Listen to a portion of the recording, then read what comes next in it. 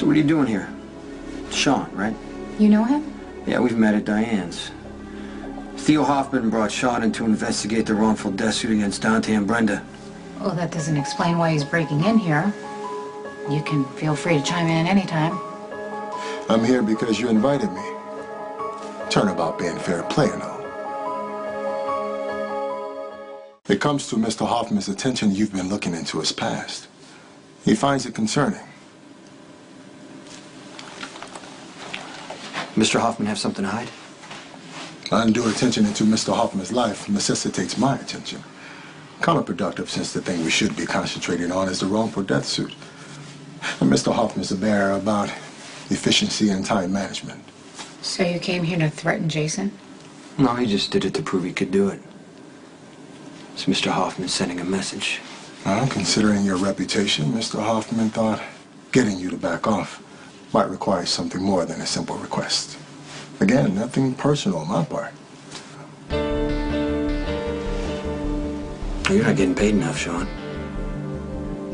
Because clearly Mr. Hoffman didn't warn you of the risk involved in coming into my place uninvited.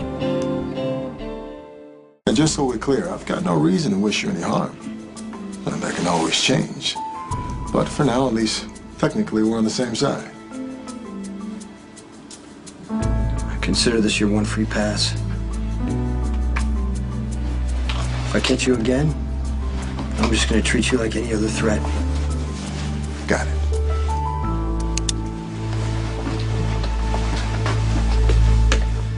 Nice meeting you, Miss McCall. Well, of course he would know my name. How smooth the way he threw it out there on his way out the door. This guy's no amateur. Why would Theo Hoffman need a strong arm heading up his investigation? That's a good question.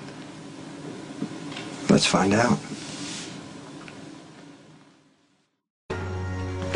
I don't appreciate being summoned out of bed in the middle of the night. Your retainer is not sufficient. No, my retainer is non-existent. You're off the payroll. Indeed? Yeah. Indeed. Just caught your investigator breaking into my place to send me a message on your behalf, and you know what? I don't accept messages from you. I pay you, and now I'm firing you, so go back and pack your bags, go back to Manhattan. I'll call Diane in the morning. And consider yourself lucky I'm only firing you. Lovely. I look forward to escaping this backwater and diving back into a city that offers real culture. I hope there's no hard feelings. I do wish you great good luck in finding another attorney who will protect Miss Barrett's interests. She requires a special kind of handling. What does that mean? Well, I questioned Brenda one night. I was quite easy on her, all things considered, and yet our Brenda fell apart.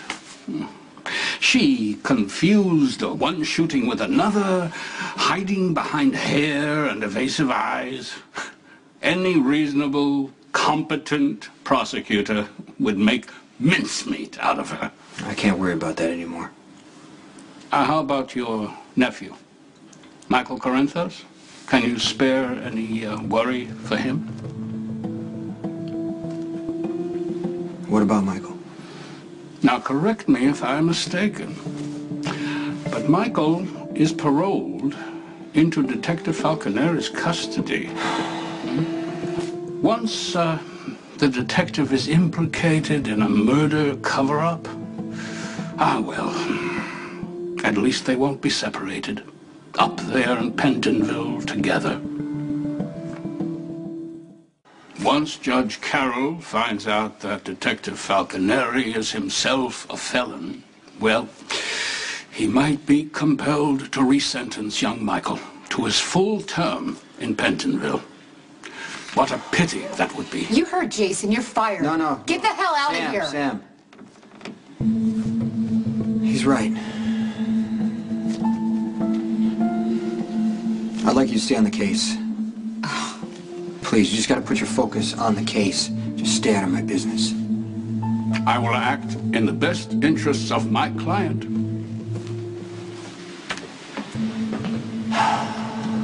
You do realize you just gave Hoffman a master class on how to manipulate you.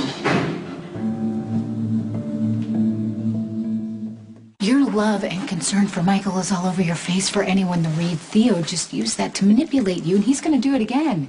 Jason, you should stick with your first instinct and cut him loose. That guy is bad news. Agreed. But until I know how bad, I want to keep Theo close. You set him up. I wanted Theo to believe that he found an angle to work me. And as soon as he thought he did, he got a little too pleased with himself. Theo's just showing me who he really is. The timing of the lawsuit against Brenda and Dante has always bothered me. How it was conveniently filed the minute Jerry Jacks hits town.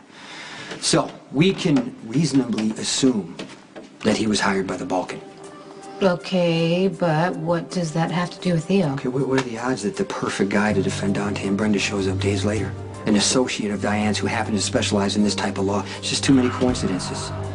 So you think this is some carefully constructed plan? Yeah, and I want to investigate the family that instigated this lawsuit and every lawyer involved. Because if the Balkan hired Jerry, it's possible he hired Theo.